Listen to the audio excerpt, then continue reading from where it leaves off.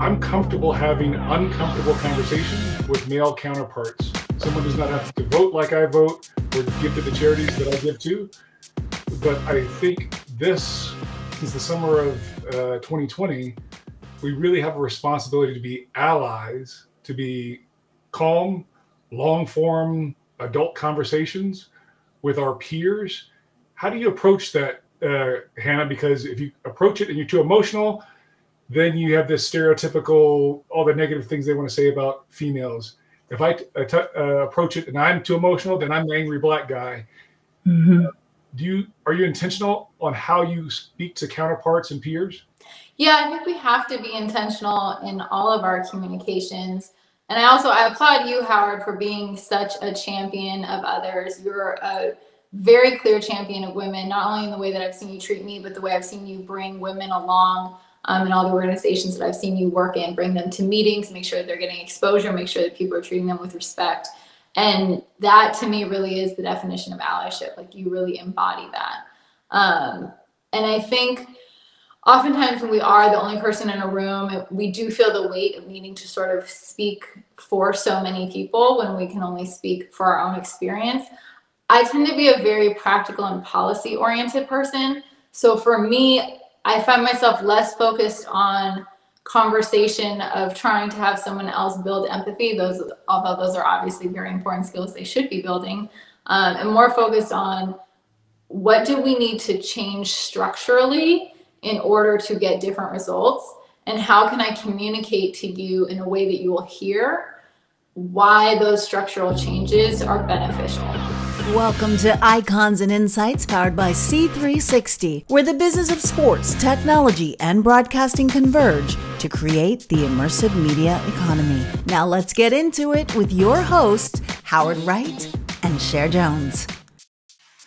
I am so excited about today's icon, and it is none other than Hannah Gordon. This powerhouse, if you guys didn't know, is one of the highest ranking female executives in the NFL as the Chief Administrative Officer and General Counsel of the San Francisco 49ers. And she's also the author of SZN of Change, the competitor's playbook for joy on the path to victory. I'm ready to get on my path to victory. But Howard, you select each one of our guests. Can you tell me exactly why Hannah's on this show today? Why are we so excited about Hannah? Couple reasons. One, she's a badass. Two, when I was at Intel and Intel Sports, we kept signing these deals with the 49ers, and the signature on the bottom of every deal was Hannah Gordon. And I did a little research, and my oldest daughter was at Stanford Law School, and I saw that Hannah graduated from Stanford Law School. And so during one of the presentations on the 49ers campus, I took it upon myself to walk up to her and introduce myself. And I said, I really appreciate the path that you are, the trail that you are blazing for generations of kids and females that you haven't even met yet. And so we became friends, and she became friends with my wife, and spent a little time with my other daughter, Eleonora. And it's an easy kind of first draft pick to ask Hannah to join us today. I love it. Hannah, thank you so much for joining us. This is exciting stuff. And clearly with an intro like that, especially coming from Howard, you can't go wrong. No, I'm very grateful for Howard's friendship. He's an amazing colleague to have in the industry, and very grateful to be with both of you today. That's awesome. You have forged this incredible career. You've been very intentional about it. And one of the things that you have done is you've worked with a number of events, the Super Bowl 50, the college football playoff national championship, the WrestleMania 31, NHL outdoor series. I could go on. I have a big long list. But one of the main areas of your job, of course, is fan experience. So and we're going to dive right into this fan experience thing, because it's so important to all of us and all of us listening or watching. So what are your projections like looking forward in this post-COVID fan experience, especially as things just got a whole lot digital real fast? Yeah, I think that the addition of having more digital content is something that only is going to help us going forward. And it doesn't change the fact that the sports industry is going to be booming over the next couple of years because human beings have an innate desire to be with one another. We have a desire for community, we have a desire for shared experiences. And what you see right now as the world is starting to open up again is that people are clamoring for the type of large in-person events that we provide at Levi's Stadium. So I'm very excited for what a post-COVID world looks like. And I'm also really proud of all the work that everybody at the 49ers did to really pivot in the last year and ensure that when we're engaging fans, we're engaging all of our fans. I think sometimes in the sports industry, we talk about fan experience solely in the context of your experience at a game as a ticket holder. But we have fans, we have millions and millions of fans all over the world. We have people who are engaged in our games, whether or not they're in the building. And so I think this has given us an opportunity to really focus on all of their experiences. Cher, I'll jump in if I don't mind. What I always appreciated about the 49ers was that they're tech forward, they're digitally literate. I guess being right there in Silicon Valley, it's kind of a necessity.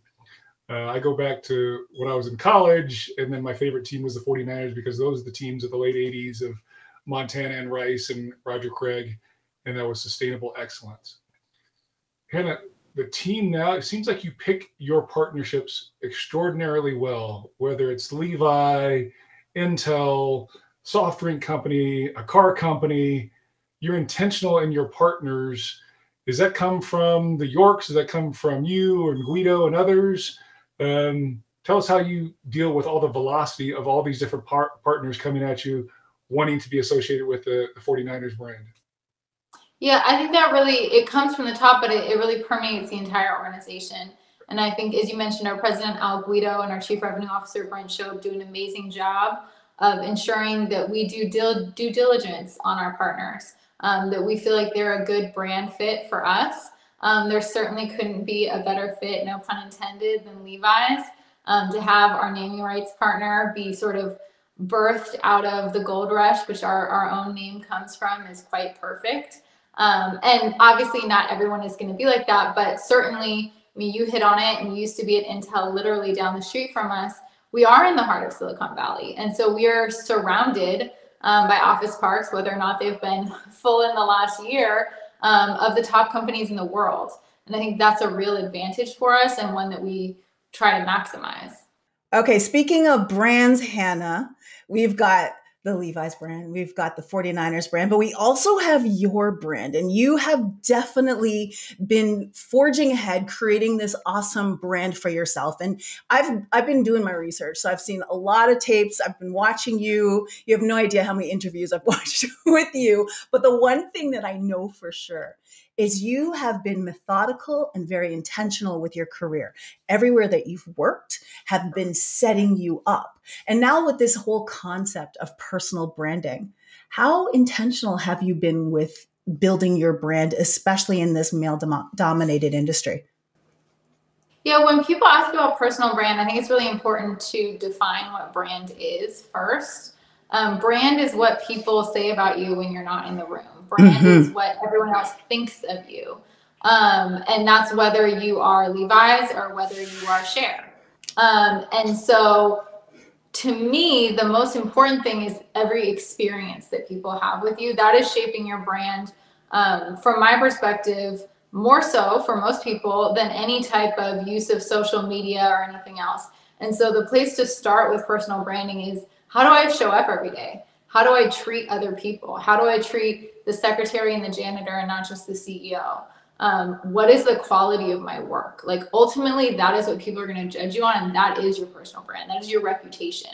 And I think integrity is the other really critical part of that. That's something you can't get back. So in terms of the trust that other people build in you, and from there, yes, there might be things that happen like interviews, or you might, be on LinkedIn or something of that nature, but that should all be reflecting really who you are and the way that you come forward. So branding, right, is the way that we're all trying to influence what other people think of us. But at the end of the day, we only have so much control of our brand because it's what others think of us. And that is going to be shaped. You noted, that for many of us, other people's unconscious biases may also be shaping their perception of our brand. And I think there's an extent to which we have to let go of always trying to control exactly what the brand is, and understand that for different audiences, they're going to perceive you in different ways. For sure. And then when you look at the process of you writing your brand new book, congratulations, by the way, because I'm sure that's not an easy beast to slay, writing your book and putting yourself out there. So when you look at that process of writing the book and really giving us that playbook, that guide for joy on the path to victory, what was that like, pouring your brand, literally the brand of you, because it was your playbook to get to where you're at now? What was that experience like, pouring that into your book?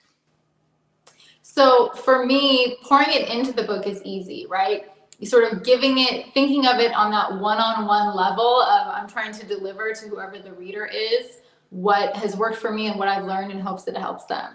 I think where you really feel vulnerable is when it's just out in the world, right? Because you have put yourself, all of your thoughts out there for anyone to perceive in the way that they may wish to.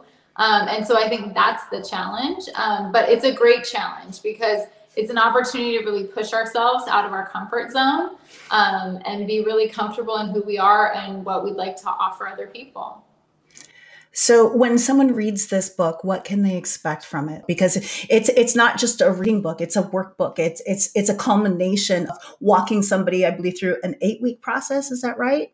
Mm-hmm. And so talk to us a little bit about the experience of the book that you want people to have. Sure. So they can expect to put in work, not too much work, about 10 minutes a day for 8 weeks. But it really is about you and what you bring to the experience. I find that you could go to an inspirational talk, you could read a book, but it's not going to change your behavior the way that activity does, the way that habit building, right? There's a reason that athletes practice, and that's because you can't learn everything just by watching the tape or reading a book or reading a playbook. You got to do it. And so that's really the purpose of the book, is to help you do it, to gain the tools around daily tools like gratitude, focus, affirmation, but also to build over the 8 weeks through the concepts that I've learned from football that really apply to everyone's lives, from starting with yourself at film study, developing the vision of where you want to go, then executing on the game plan of how to get there, putting together the roster of people around you that are going to be the right team for you, reading your clips, which is really taking on incoming information. Some of that might be about your brand and how others perceive you, and then making adjustments, because nothing in life goes the way that we plan for it to go, and having recovery, because I think self-care is really critical, especially for those of us who are in some way in an environment where we may be different. Well, so Cher, let me let you in a little secret. So Gordon's brand is high integrity, high intelligence, high enthusiasm. That follows her, or walks in the room before she even arrives.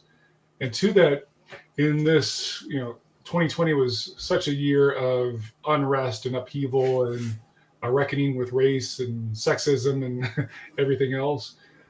I've always found it, because been this height, I'm 6'8", that I'm comfortable having uncomfortable conversation with male counterparts. Someone does not have to vote like I vote or give to the charities that I give to.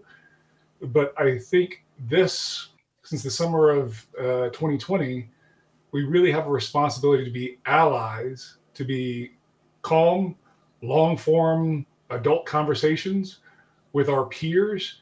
How do you approach that, Hannah? Because if you approach it and you're too emotional, then you have this stereotypical, all the negative things they want to say about females. If I approach it and I'm too emotional, then I'm the angry black guy. Mm-hmm. Are you intentional on how you speak to counterparts and peers? Yeah, I think we have to be intentional in all of our communications. And I applaud you, Howard, for being such a champion of others. You're a very clear champion of women, not only in the way that I've seen you treat me, but the way I've seen you bring women along in all the organizations that I've seen you work in, bring them to meetings, make sure that they're getting exposure, make sure that people are treating them with respect. And that to me really is the definition of allyship. Like, you really embody that. And I think oftentimes when we are the only person in a room, we do feel the weight of needing to sort of speak for so many people when we can only speak for our own experience. I tend to be a very practical and policy oriented person. So for me, I find myself less focused on conversation of trying to have someone else build empathy. Although those are obviously very important skills they should be building, and more focused on what do we need to change structurally in order to get different results, and how can I communicate to you in a way that you will hear why those structural changes are beneficial. Because I think these conversations can be threatening for some people, and being able to speak whatever their language is, and in business, our language is usually money. And so being able to demonstrate the business outcomes of having a diverse and equitable organization, I think is very helpful. And I'm very fortunate that those aren't a lot of difficult conversations I necessarily have to have at the 49ers, because people are on board with that mission and do understand that value. From the time I first got here, Parag Marate, who's our executive vice president of football operations and the president of 49ers Enterprises, he recruited me here, which was another example of allyship, and has often spoken about diversity as an arbitrage opportunity. And I always love that, because I think it really speaks to people in business that understanding, and he's somebody who has been saying this for over a decade, this is not something new, that if you can spot talent and you can overcome your own unconscious bias to spot talent that somebody else isn't seeing because they haven't made that leap, well, that's an arbitrage opportunity. That's your competitive advantage. And obviously in sports, we are all about competitive advantage. Right. And applaud, again, the Niners family, whether you guys lean in on gay rights advocacy or the Stop Asian Hate, you consistently put your brand and associate it with the things that are near and dear to you, to Parag, to Guido, to the York family. That's fantastic. So let's go all the way back. Let's give us some of the backstory, going from Oakland, then to LA, then to New York, and then back to the Bay Area with Stanford Law School. Get us caught up, Gordon. Oh, goodness. Well, as you noted, I'm from Oakland, California. I went to UCLA for undergrad. That's really where my career in sports started, because I became the first female beat writer on the football beat for the student paper. And I fell so deeply in love with the game that I just never wanted to leave. And I really enjoyed observing the team dynamics also, and really organizational behavior. And so I think that really motivated me to stay not only in the sport, but to really understand the business side. And worked for a couple of years in sports media and PR at the NFL Players Association, at UC Berkeley, at Octagon, and then went, like your daughter, to Stanford for law school, and then on to Latham and Watkins after that, and then on to the NFL league office in New York until I was recruited to the Niners 10 years ago. See what I said? Like methodical, step by step, really smart decisions all the way through. Awesome. And you had mentors along the way, or you continue to have mentors. What are some of the things that you learned from them? What are some of the things that they challenged you with? My favorite mentors that I have and still have in my life are the ones that consistently challenge me to be a higher form of myself. You don't have to name names, but what are some of the lessons learned that you have? Yeah, I've had amazing mentors throughout my career. Like you said, far too many to name, but a couple of my favorite lessons. One was from Anastasia Danius, who was my colleague at the NFL and was very much sort of a big sister to me there, and is now the general counsel of Major League Soccer. And I remember in response to a particular issue I was having, she advised me, no one wants to hear about problems. You have to bring the solution when you bring forward the problem. And with that, she was very specific. It's not just, hey, you fix this, person who's my boss. But here's what the problem is. Here's why it's a problem. Here's the solution I think we could follow. And oftentimes, if you can bring more than one solution, right? Here's the most realistic thing I think we could do. here's maybe your dream solution. And what she gave me with that was not the answer to a particular issue I was having, but really a tool that I could use all the time going forward. And I think that's one of the things great mentors help you to do. I think great mentors also often ask you the right questions. They don't necessarily give you the answers or tell you what to do, but like you said, they challenge you. So I think great mentors also give you very real feedback about yourself that maybe other people are afraid to give you. So yeah, I think having mentors is really critical. And I talk about that in the book in terms of your team, that having mentors, champions, strategic partners, and then your road dogs is important. Gordon, let's talk about your worst day professionally and your best day professionally, and why for both, please. This is his magic question to everybody, by the way, because there's so much that we learn from it. I learned. I am still in awe of folks like Gordon, and plan to learn and hopefully implement strategies that they use in their daily life as well. Well, best day, opening Levi Stadium was probably the best day, because there's just so much blood, sweat, and tears that goes into that for so many years by so many people. And I think what makes it cool isn't that you're like, oh, I did this.